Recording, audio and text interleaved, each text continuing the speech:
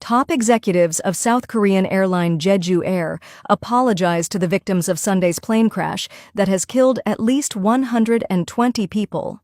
Jeju Air CEO Kim Lee said giving support to the bereaved families is now the company's top priority. He said the plane had no early signs of malfunction and it did not have previous records of accidents. Aircraft manufacturer Boeing also offered its condolences to the victims' families. Grieving relatives of the victims gathered at Muan International Airport to await the developments following the tragedy.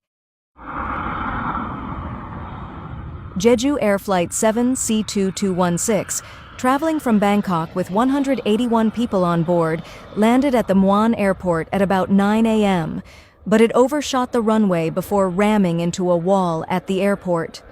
According to the Transport Ministry's data, the crash is the worst by any South Korean airline since the Korean air crash in Guam in 1997 that killed 229 people.